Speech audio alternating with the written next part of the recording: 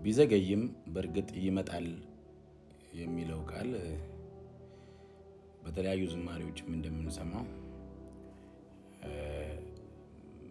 መልስ ለዘገየባቸው ሰዎች የማጽናኛ ቃል ሳይሆን እውነተኛ የእግዚአብሔር ሐሳብ ነው።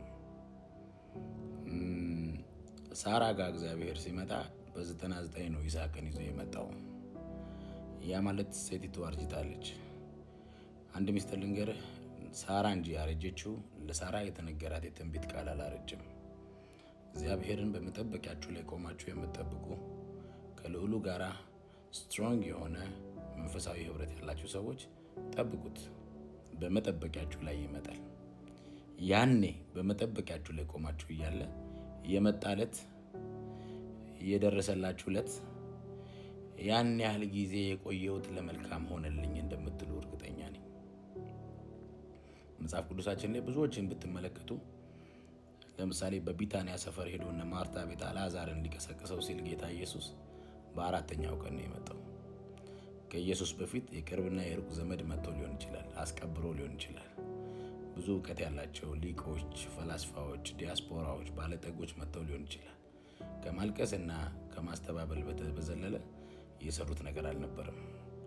ግን ኢየሱስ በአራተኛው ቀን መጥቶ ከሁሉ በላይ አልዓዛርን ጠርቶ አውጥቶ አስቀደመው ማለት ነው። ስለዚህ አራተኛው ቀን ለእናንተ በእናንተ አቆጣጠር ነው። እግዚአብሔር የመጣበት ደቂቃ እሱ በቂ ነው። እውነት እግዚአብሔርን በመተማመን የምትጠብቁ ሰዎች እግዚአብሔር በሁኔታችሁ ላይ ይመጣል። መጽሐፍ ለዚህ ነው ሲናገር ተስፋን የሰጠ እርሱ የታመነ ነው ይላል። ተስፋ ምን ጊዜም ስለ ትናንት አይደለም፣ ስለምንደርስበት ስለ ነገ እንጂ። ነገ ላይ እግዚአብሔር ባለን ነገር ላይ እንደምንቆም፣ ባወራን ከፍታ ላይ እንደምንጸና፣ እንደ እግዚአብሔር የልብ ሐሳብ እንደምንንቀሳቀስ ማመን ነው። ክብር ለኢየሱስ ይሁን።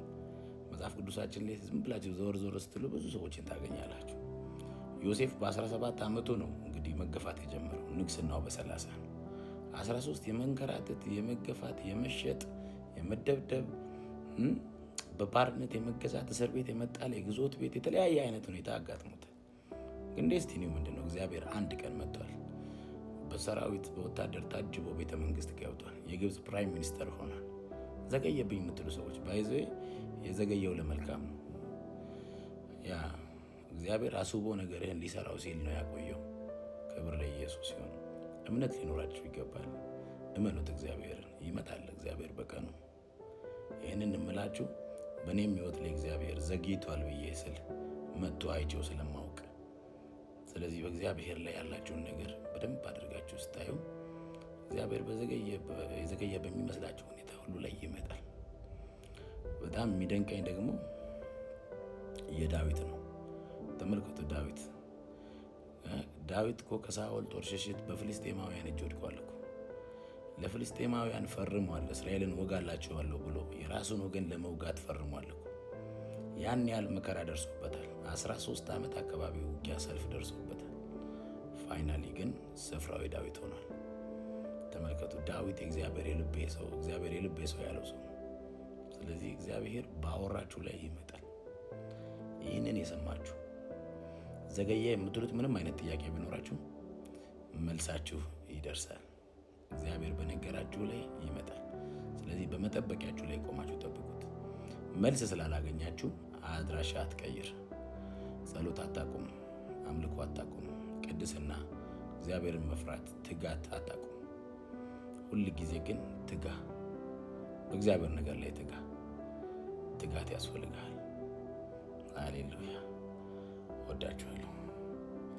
በመልሳችሁ ፊት ግን ስትደርሱ ሰው ሁሉ እጁን አፉ ላይ የሚጭንበት ታምራዊ ነገር እግዚአብሔር ይሰራል። ቴንክ ዩ